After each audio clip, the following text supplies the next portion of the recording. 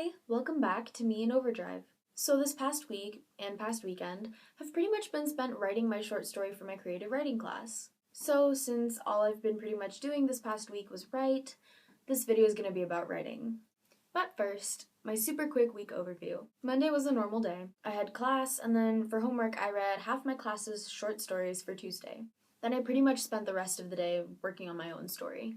Tuesday was actually a pretty fun day. We had our first workshop during class, which was actually really fun. I also turned in the first draft of my story, I read the rest of my class's short stories for Wednesday, and I pretty much watched Netflix until curfew. Wednesday, on the other hand, was kind of nerve-wracking. We workshopped my piece in class, which was fun, but also really stressful because we workshopped mine last, and it was the one that people had the most to say about. And then I started the rewrite of my story, which is basically a second draft.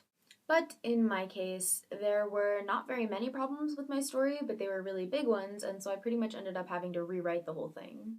And it didn't help that I woke up in the middle of the night and got really sick, which meant that Thursday was not a fun day. Because I was super sick the day before, I had to miss class, and then I didn't get to see the speaker that my teacher invited. And I tried to do a little bit of work on my rewrite, but I pretty much just sat in bed drinking tea because that was all my stomach could handle. Friday, on the other hand, was a very fun day. We didn't have class because apparently Chicago celebrates a lot of holidays a day early, including 4th of July. So I pretty much spent most of the day in bed sleeping, which I desperately needed. And then I went to the White Sox versus Orioles game. And that was super fun because there was also a fireworks display at the end, and I adore fireworks, and this one just went on for like 15 minutes, so I was really happy. And of course, Saturday. It was the 4th of July! Happy 239th birthday, America.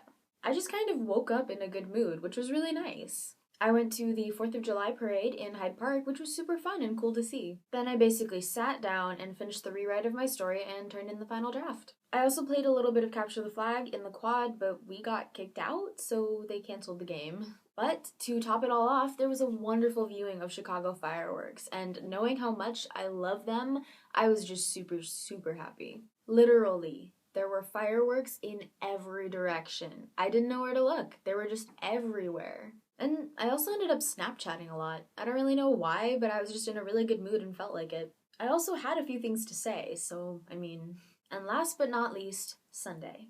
I'm filming this video super early in the morning so that I have time to be writing later, so I don't really know what's gonna happen yet. But on to the writing tips.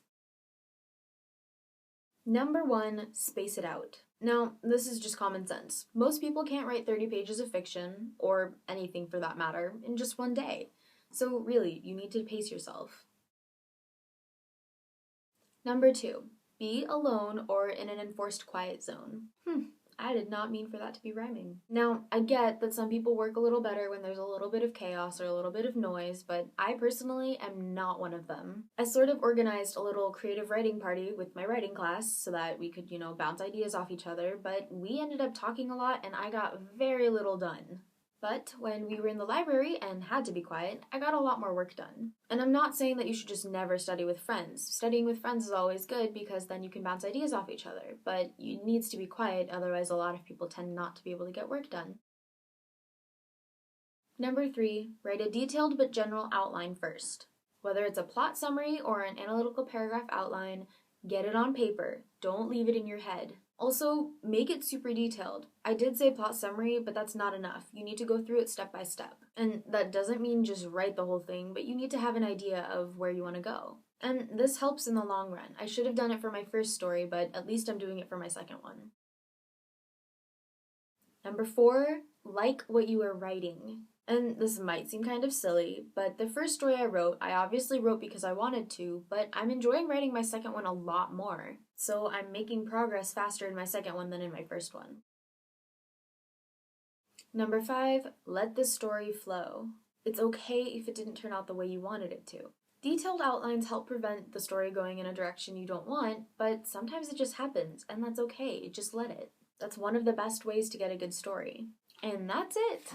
This video is at least a little bit shorter than some of my more recent ones, and for that, I'm really glad. I'm sorry that I'm posting 2 videos this week and that I didn't post any last week. I never got around to editing or posting the last video, so I'm just gonna post last week's video and this week's video together. So thanks for watching, I hope you enjoyed it, and check in next week for a new video.